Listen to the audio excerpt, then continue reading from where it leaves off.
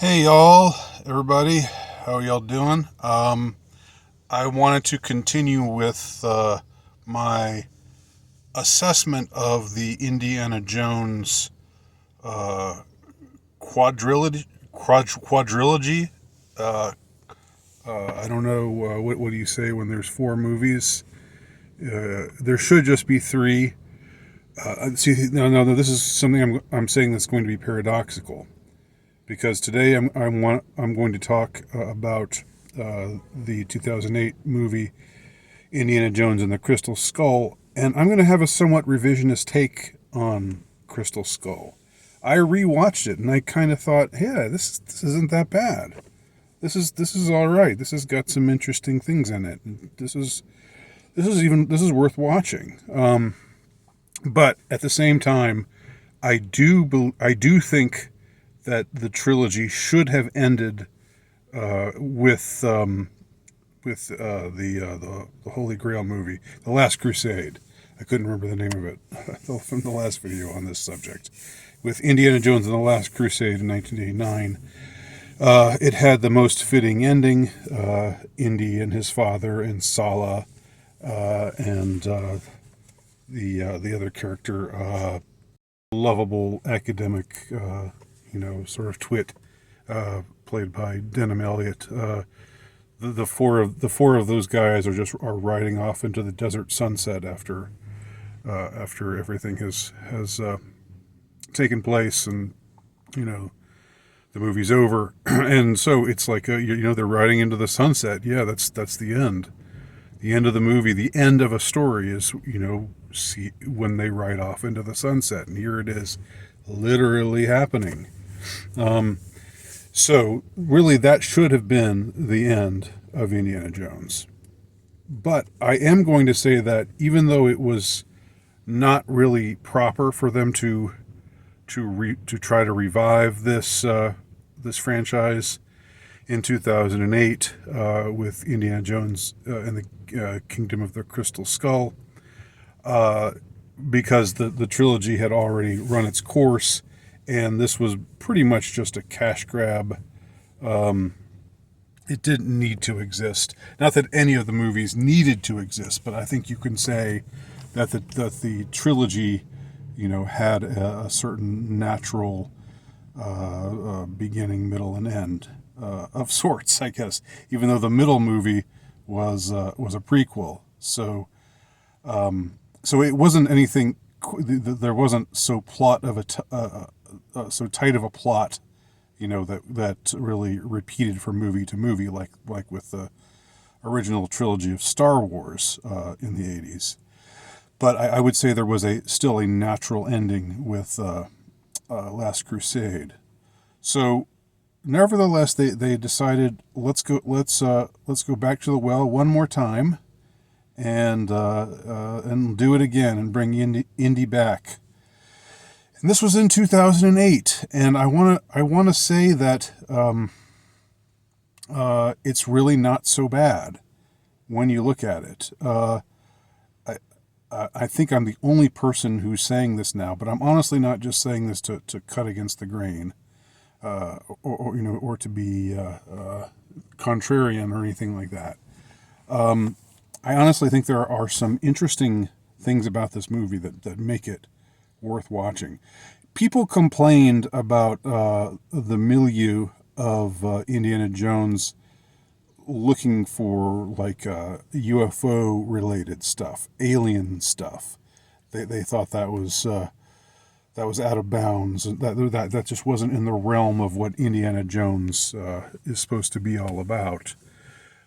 I to me, it's like it's still mysterious old artifacts, with mystical meanings, and you stumble upon something, and all this crazy stuff happens.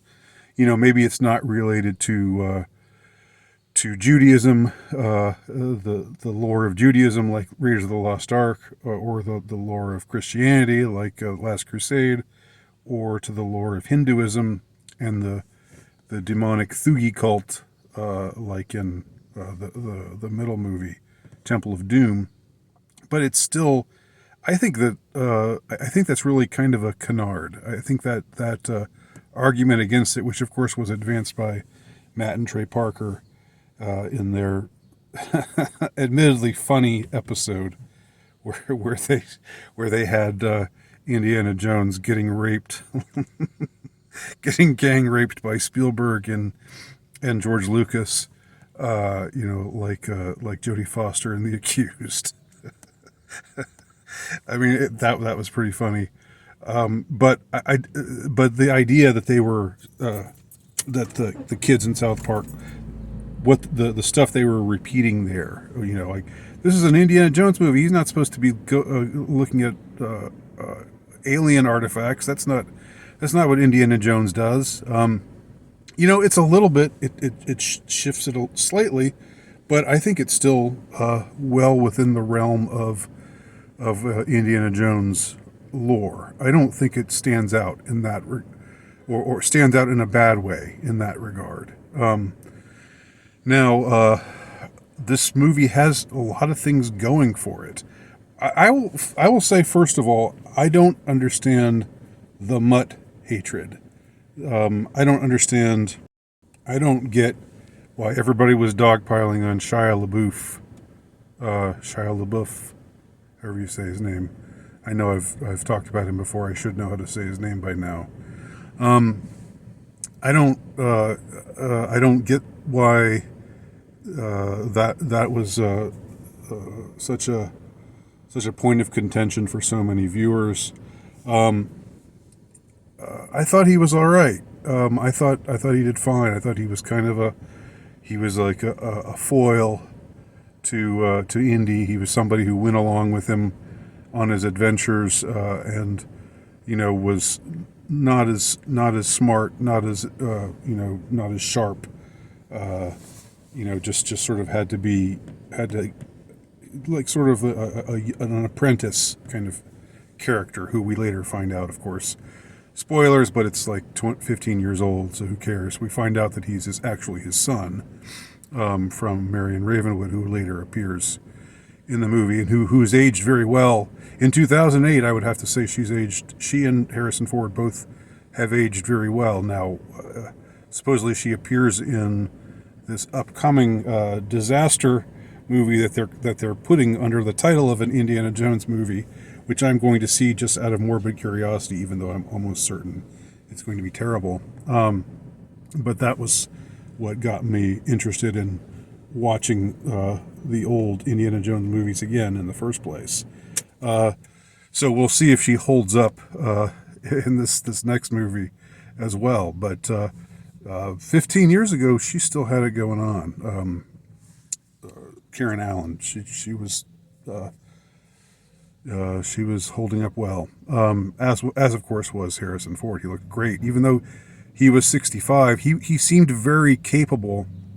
I'm sure they were using stunt doubles a lot, but his age didn't really get in the way. I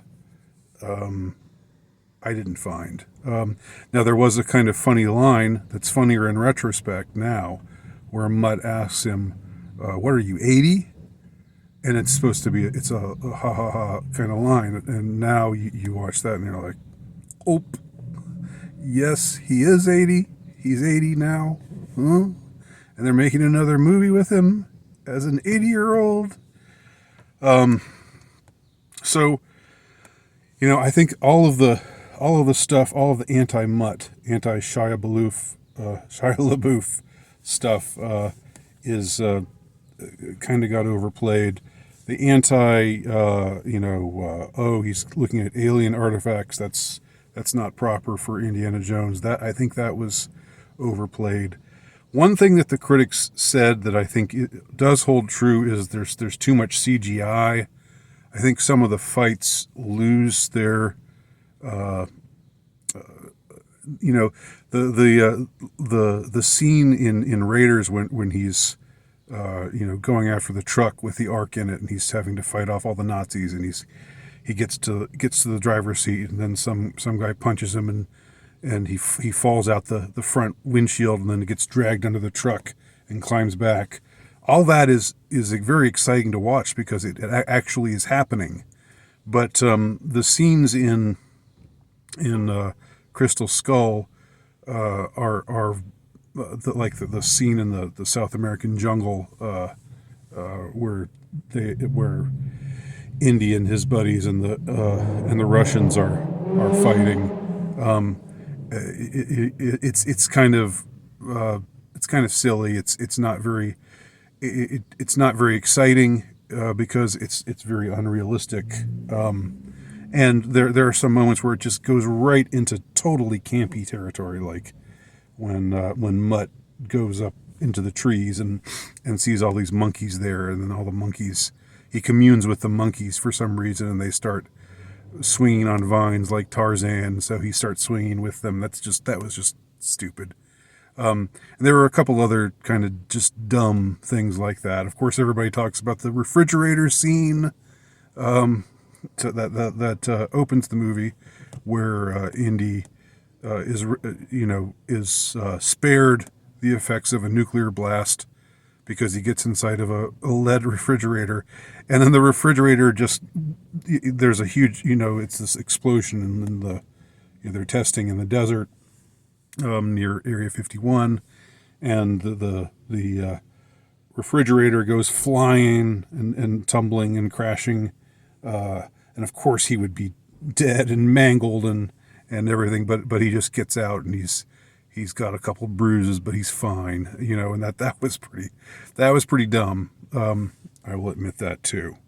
I think the villains are really interesting. I think I didn't think having the Russians take the place of the Germans as villains was that it really lost anything in that regard. It didn't bother me.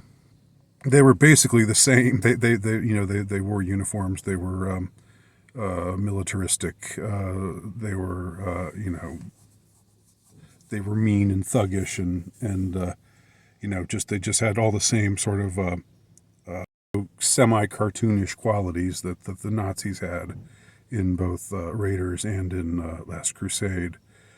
I do think that the Russian villainess, is quite an interesting character.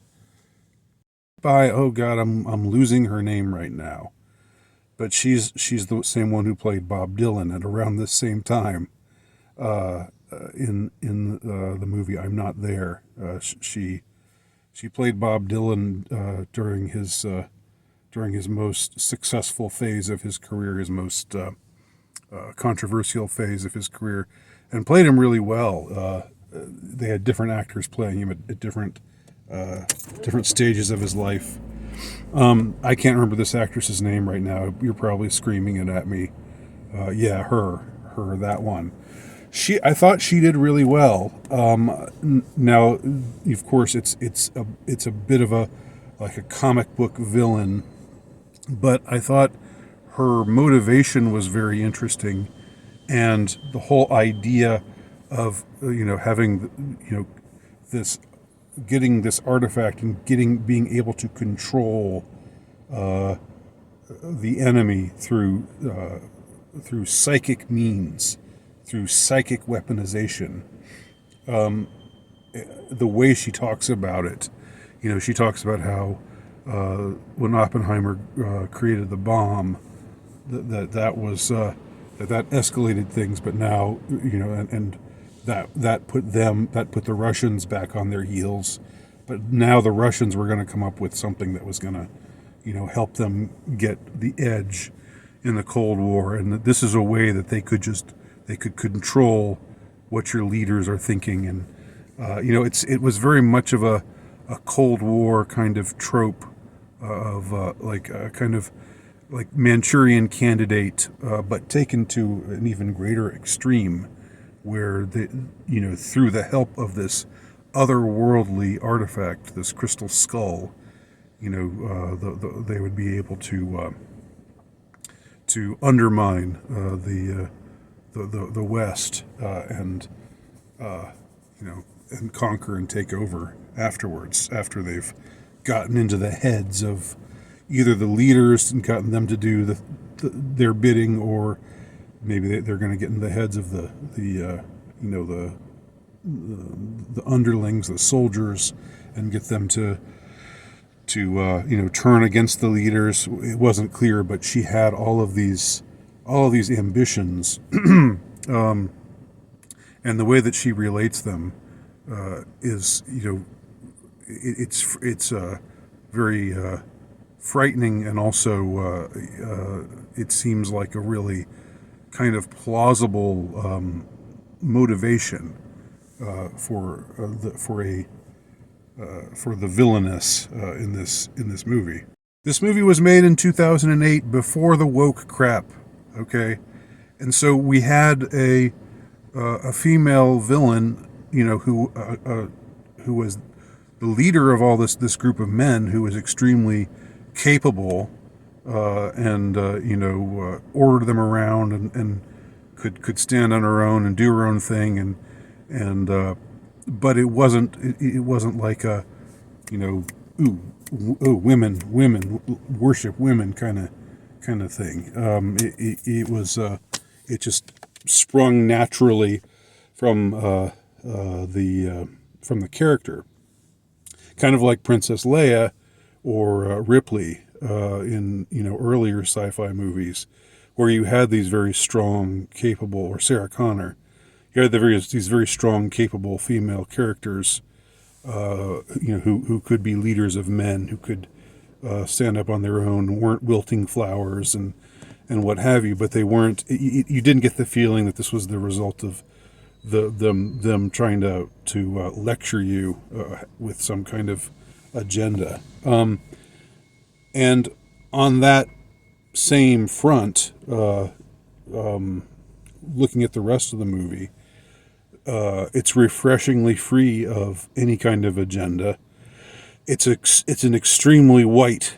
It's a very, very white movie.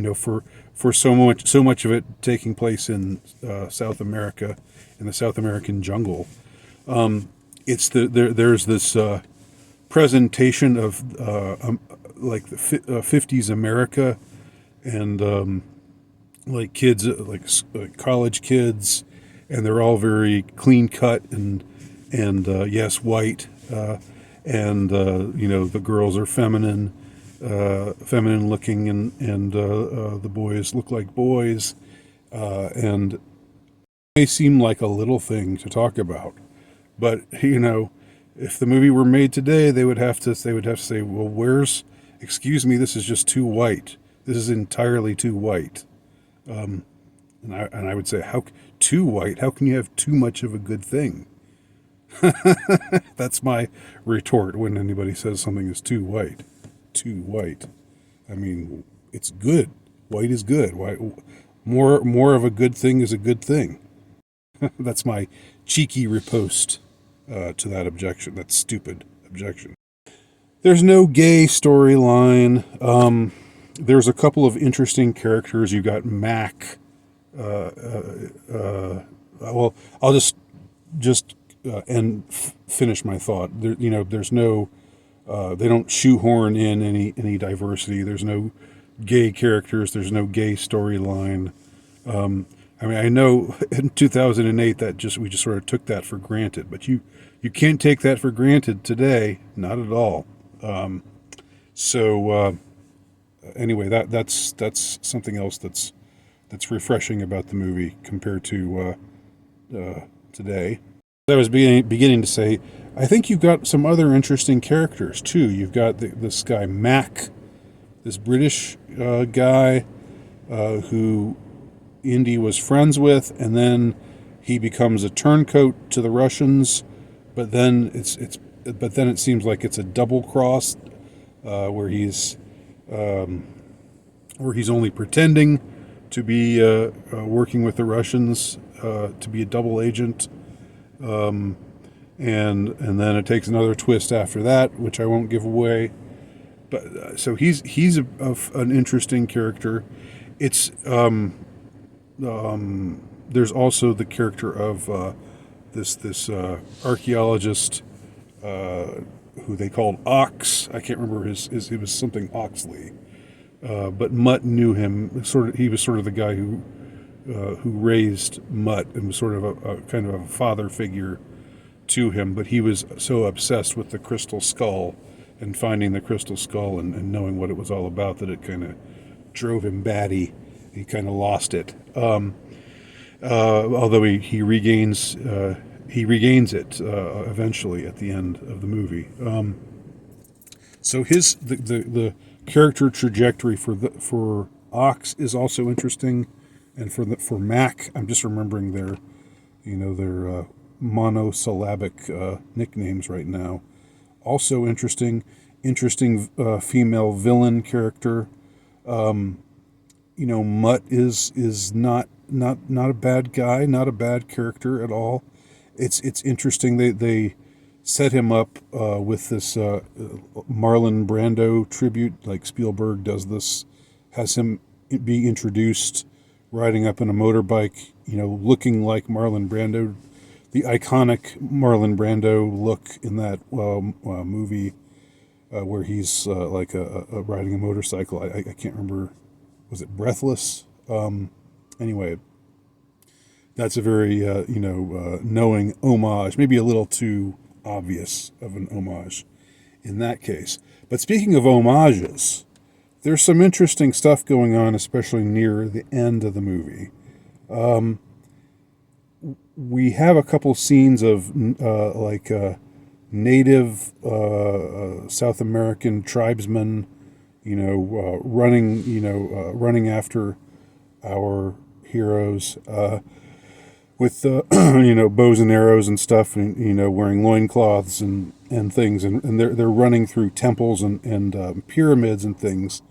And something clicked in my mind, and I thought, this is Apocalypto. This is obviously ripped from Mel Gibson's Apocalypto. Apocalypto, I think, came out in 2006. This was 2008, and it's interesting because this was right around the time when Mel Gibson was really persona non grata in Hollywood. Where he really was shunned by everyone, because he'd done The Passion of the Christ, and then after that did Apocalypto, but then he had the confrontation with a motorcycle cop after he was speeding in a residential area, where he asked the cop if he was a Jew, and said Jews are responsible for starting all the wars in the world and stuff like that. And that after that happened, it was sort of like everybody turned their backs. Everybody but a few stalwart friends just turned their backs on Mel. And he eventually was able to find his way back and start directing and being in movies again. But around that time, he was very much shunned by the Hollywood community, which is hilarious because they're guilty of so many worse things than being rude and making anti-Semitic remarks to a cop. But won't go into that right now. So there's an obvious homage to Apocalypto that Spielberg is doing. Spielberg, even though he's ethnically what he is, he's also a filmmaker. He knows good filmmaking when he sees it, and I think he was clearly taken with Apocalypto, and that had something to do with a lot of what the way these final scenes, these action scenes, looked. Another interesting influence. This is obviously a Graham Hancock influenced story, in that we have the storyline goes that these aliens, these crystal-skulled aliens, whoever they were this advanced race who came to this primitive people here down in Peru and showed them how to do things, like taught them agriculture and farming and brought them civilization, essentially. This is the Graham Hancock thesis. And if you'll recall, I did a previous video about Graham Hancock and his Netflix series, which was enormously popular, but it got so hated on by all respectable anthropologists and archaeologists and so forth. It just, because, and I wasn't sure why, but a lot of people think it's because his thesis is sort of proto like Aryan supremacy, or suggestive of Aryan supremacy, that i.e. these all of these primitive civilizations were helped to become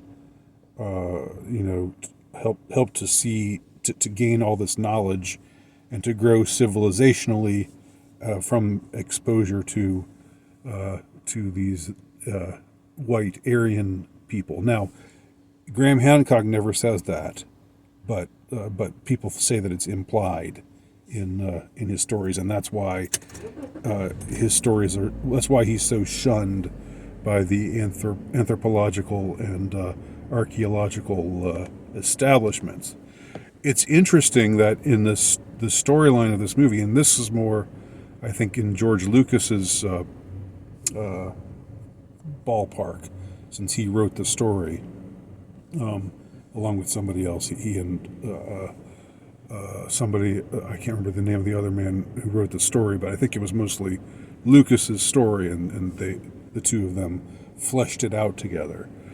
So interesting that Lucas, Lucas, who has this, this Joseph Campbell obsession, the monomyth, and this Jungian kind of bent, that he would that he would be interested in this Graham Hancock-esque, perspective that is obviously controversial, maybe more controversial now, because now everything is more more embattled, and you have to be on the right side, and you have to say the right thing in every single way, or else they call you every name in the book. It wasn't so much like that. Things were a lot more mellow in 2008 when this movie was made, but still, it's interesting that, okay, so we've got the Mel Gibson influence, the Graham Hancock influence, and finally, David Icke. There is a clear David Icke influence here. What do I mean by that?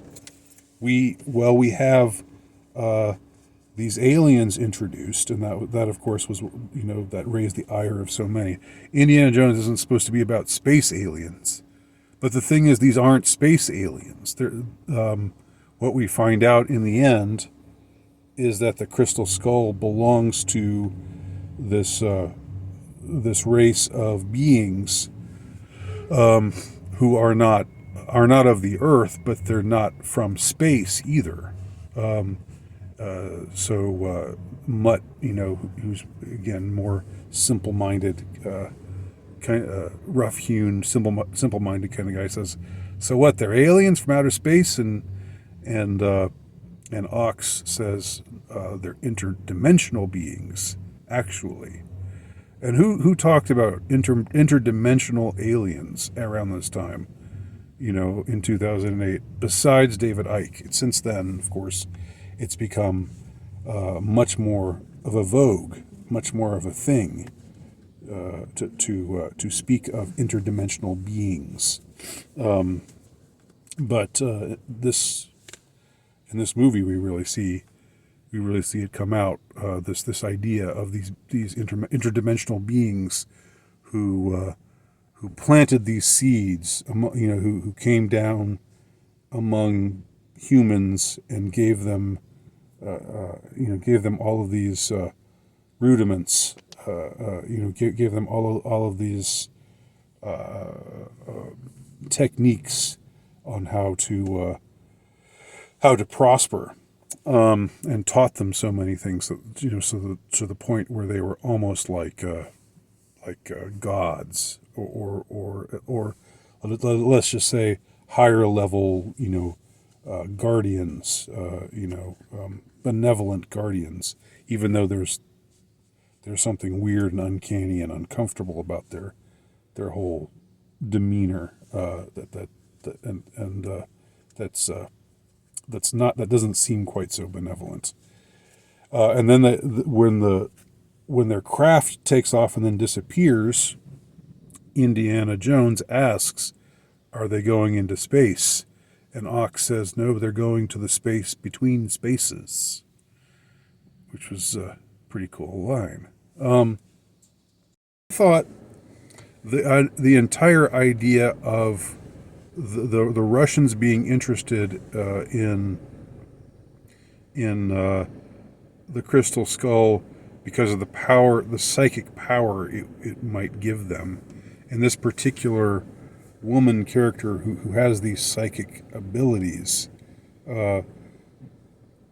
being fascinated by these skulls, or by the Crystal Skull, and by these beings, and what they can help, not only for how they can help the Soviet Union regain the high ground in the Cold War, by sort of stepping things up from just a nuclear race. Now it's like a psychic power, like a psychic, like the equivalent of a nuclear weapon, except even more potent in that it's of the mind. It's a psychic power. I thought that was really quite interesting. The manner in which she perishes, I won't give it away. In Indiana Jones movies, the bad guys always die in spectacular and interesting and sometimes lurid kind of ways, that they drink from the wrong Grail cup and then grow old and shrivel up and die, and then the knight says he chose poorly, or their heads explode, like they do at the end of Raiders. Or Molaram, the villain in Temple of Doom, falls off the ladder, and then gets eaten by crocodiles. But the way that she meets her end is interestingly fitting for her, because she's somebody who wants knowledge, and then they're beaming all this knowledge at her, and it's like too much. It's like an overload of knowledge, and it just fries her brain. So interesting final scene for her. Then we get to the denouement. I think that's how you say it. My French viewers can correct me if I'm wrong. The wedding. When Indy finally marries his sweetheart from long ago, who we first met, who we first seduced when she was perhaps underage. Kind of an uncomfortable storyline there, but anyway, now they're both, grown, older adults, and they have a son together, and so they finally marry. But and Mutt's about to take the hat, Indy's fedora, but Indy grabs it away from him and says, like, as if to say, "No, not yet. I'm still. You don't get this yet. I'm still Indiana Jones. I'm still the wearer of the hat." Of course, one wonders what kind of mischief they'll be up to with all of that in the upcoming, sure to be debacle that will be unleashed, cinematically unleashed upon us at the end of this month. I am almost sure, though, that the Dial of Destiny, this final movie, is not going to be anywhere in the league of any of the prior four movies. No Spielberg, no Lucas. I just don't see, and all these worrying signs of wokeness, newfound wokeness, which there is absolutely no trace of in Crystal Skull. So that's I think I'll wrap up my my thoughts there. Again, this is like a kind of expansive, rambling deep dive. Not that deep, but just going into some of the things. I do have a revisionist take upon seeing Crystal Skull again. I think it's not as bad as people have said that it is, and I think it might even be kind of good. I don't think it's up to the same level as the first three movies. It doesn't have the mojo of the '80s, of '80s Harrison Ford. That's gone. But he's still, still holding it together, and he's a pretty spry 65-year-old. I'm afraid that he's not going to be all that spry of an 80-year-old. But like I said, cross that bridge when we get there.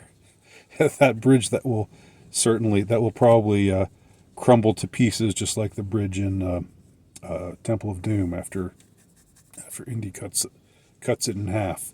This one will probably that bridge will probably just crumble and sink into the crocodile infested river all by itself. Anyway, thanks for watching, and let me know if you have any of your own personal takes on Crystal Skull or any of the original Indiana Jones movies. Thanks for watching.